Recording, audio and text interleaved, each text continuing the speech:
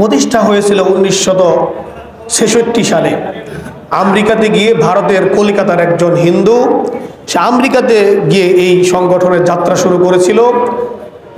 এই যাত্রা যখন শুরু করেছিল তাদের উদ্দেশ্য ছিল তারা ভাবগতভাবে হিন্দু ধর্ম তারা প্রচার প্রসার করবে, কিন্তু তাদের এই উগ্রবাদী কর্মকাণ্ডের কারণে ইতিমধ্যে সারা পৃথিবীতে অনেকগুলো সভ্য রাষ্ট্রে তাদের কার্যক্রম নিষিদ্ধ করা হয়েছে তাদের এই উগ্রবাদী আচরণের কারণে।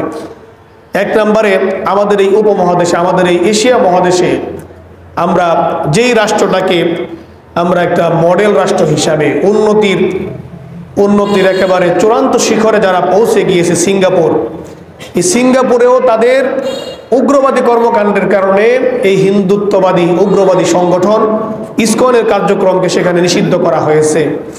আমাদের এই এশিয়ার অন্যতম আরও একটি সুপার পাওয়ারের দেশ চীন, এই চীনেও তাদের এই উগ্রবাদী কর্মকাণ্ডের কারণে ইসকনের সকল প্রকারের কার্যক্রম নিষিদ্ধ করা হয়েছে। মালয়েশিয়া আমাদের এই এশিয়া মহাদেশের অন্যতম আরও একটি উন্নত দেশ। আমাদের দেশের অসংখ্য মানুষ সেই দেশে কাজকর্ম করার জন্য, ব্যবসা বাণিজ্য করার জন্য সেখানে প্রবাস জীবনযাপন করে। সেই মালয়েশিয়াতেও এই উগ্রবাদী হিন্দু সংগঠন ইসকনের কার্যক্রমকে নিষিদ্ধ করা হয়েছে। তারপরে আমাদের অন্যতম মুসলমানদের দেশ সৌদি আরব, সেখানেও এর কার্যক্রম নিষিদ্ধ। আফগানিস্তানেও এই কার্যক্রম নিষিদ্ধ। ইন্দোনেশিয়া ও আমাদের এশিয়া মহাদেশের আরও একটি দেশ ইন্দোনেশিয়াতেও এই উগ্রবাদী সংগঠন ইসকনের কার্যক্রম নিষিদ্ধ করা হয়েছে। এছাড়া ইউরোপের অনেকগুলো মুসলিম প্রধান দেশে এবং মুসলিম প্রধান ছাড়াও বিভিন্ন দেশে তাদের কার্যক্রমগুলো কঠোরভাবে নজরদারিতার মধ্যে রাখা হয়েছে, কারণ তারা পৃথিবীর বিভিন্ন দেশে বিভিন্ন প্রান্তরে ওই দেশের সার্বভৌমত্ব এবং ওই দেশের স্বাভাবিক যে পরিস্থিতি এগুলোর মধ্যে বিঘ্নতা সৃষ্টি করে সেখানে ফিতনা ফাসাদ তারা সৃষ্টি করে থাকে। এই জন্য আমাদের এই বাংলাদেশ থেকে ইতিমধ্যে তাদেরকে নিষিদ্ধ করার জন্য ইতিমধ্যে একদল আইনজীবী এবং আমাদের দেশে যে বৈষম্য বিরোধী ছাত্র রয়েছে তারাও এটার নিষিদ্ধের জন্য ইতিমধ্যে আন্দোলন শুরু করেছে এবং দেশের অধিকাংশ মুসলিম জনতা এই উগ্রবাদী সংগঠন ইসকনের বিরুদ্ধে তারা সোচ্চার ভূমিকা ইতিমধ্যে তারা মাঠে ময়দানে সোচ্চার ভূমিকা পালন করছে।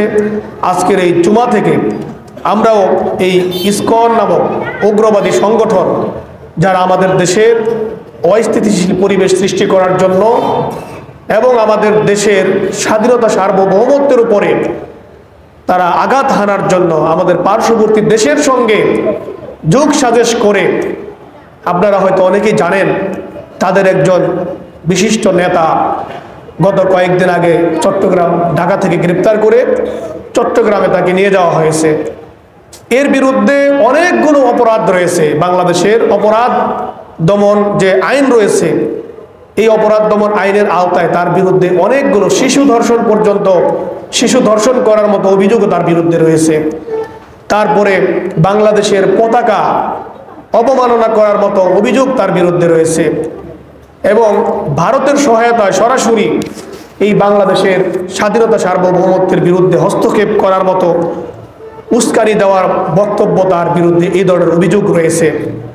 তো এই ব্যক্তিকে গ্রেপ্তার করার পরে ইতিমধ্যে এই চট্টগ্রাম সহ আমাদের সারা দেশে এই যে পরিস্থিতি তারা সৃষ্টি করেছে, এই পরিস্থিতিকে কেন্দ্র করে আমাদের পার্শ্ববর্তী দেশের এক নেতা, পার্শ্ববর্তী দেশের ক্ষমতাসীন এক দলের নেতা, সে গতকালকে বা পরশুদিন এক বক্তব্য দিয়েছে যে তারা শুধুমাত্র একজন হিন্দু ব্যক্তিকে হিন্দু হিসাবে তাকে গ্রেপ্তার করা হয় নাই, রাষ্ট্রদ্রোহিতার অপরাধী হিসাবে তাকে গ্রেপ্তার করা হয়েছে। এই ব্যক্তিকে গ্রেপ্তার করার কারণে সেই দেশের একজন গুরুত্বপূর্ণ সরকারি দলের নেতা সে বলতেছে যে আমরা সরকারের কাছে দাবি জানাচ্ছি যাতে করে বাংলাদেশের সব ধরনের ভিসা বন্ধ করে দেওয়া হয়, বাংলাদেশের কোনো মানুষ যাতে চিকিৎসার জন্য আর ইন্ডিয়াতে না আসতে পারে, এবং আমাদের দেশের যারা সরকারের উপদেষ্টা এবং বর্তমানে ছাত্র নেতা রয়েছে তাদের বক্তব্যগুলো মিডিয়ার সামনে তারা প্লে করে সেখানে বলতেছে যে এই বাংলাদেশের এই নেতারা আমাদের এই ইন্ডিয়ার বিরুদ্ধে এবং সেখানকার সংখ্যালঘুদের বিরুদ্ধে যে অবস্থান নিয়েছে, এই অবস্থানের প্রতিবাদ যদি না, এই অবস্থান থেকে তারা যদি সরে না আসে, তাহলে আমরা প্রয়োজনে বাংলাদেশের বিরুদ্ধে আমরা রাষ্ট্রীয় উদ্যোগ গ্রহণ করব। রীতিমতো একজন ব্যক্তিকে কেন্দ্র করে তারা আমাদের এই স্বাধীনতা সার্বভৌমত্বের উপরে তারা হুমকি দিয়ে যাচ্ছে এবং আমাদের দেশের কোর্ট একজন আসামিকে জামিন দিবে কি দিবে না এইটা নিয়েও তারা রীতিমতো আমাদের দেশের আভ্যন্তরীণ বিষয়গুলোর উপরে তারা নাক গলিয়ে যাচ্ছে। এই কথাগুলো মসজিদে বলার উদ্দেশ্য হচ্ছে এটা আমাদের দেশের জাতীয় এবং ধর্মীয় দুটি বিষয়ে এর সাথে সম্পর্কযুক্ত। এই মসজিদ থেকে জাতীয় কোনো সংকট যাতে তৈরি না হয় এর জন্য সতর্ক করা আমাদের দায়িত্ব এবং আমাদের ইসলাম ধর্মের আমাদের যে নীতি পলিসি, আমাদের যে ঈমান আকীদার সাথে সম্পর্কিত যে বিষয়গুলো, এগুলো রক্ষা করার জন্য সচেতনতা সৃষ্টি করা এই মসজিদের মিম্বার যারা বসবেন তাদের দায়িত্ব।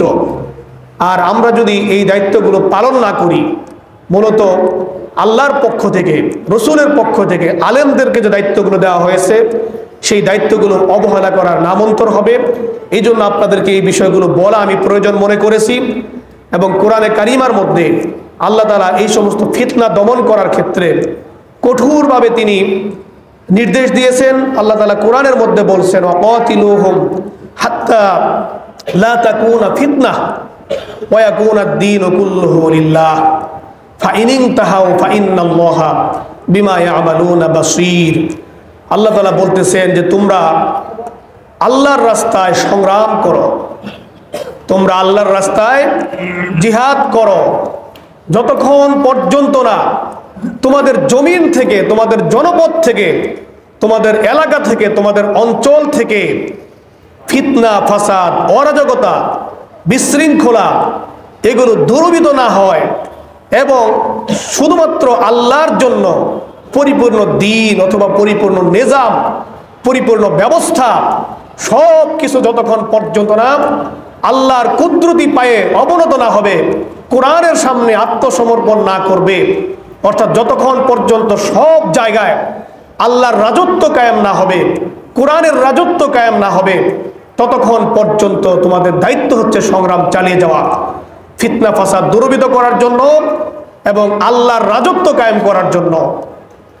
আর যদি ফাইন ইনতাহাউ ফাইন্নাল্লাহা বিমা ইয়ামালুনা বাসীর, আর যদি যাদের বিরুদ্ধে তোমরা সংগ্রাম করেছো, যাদের বিরুদ্ধে তোমরা যুদ্ধ করেছো, তারা যদি তোমাদের এই যুদ্ধের কারণে অথবা তোমাদের ডাকে সাড়া দিয়ে অথবা তোমাদের কোনো পদক্ষেপের কারণে তারা যদি এই ফিতনা ফাসাদ অরাজকতা সৃষ্টি করা থেকে বিরত হয়, এই ফিতনা সৃষ্টি করা বন্ধ করে, তখন তোমরাও বন্ধ করে দিবে।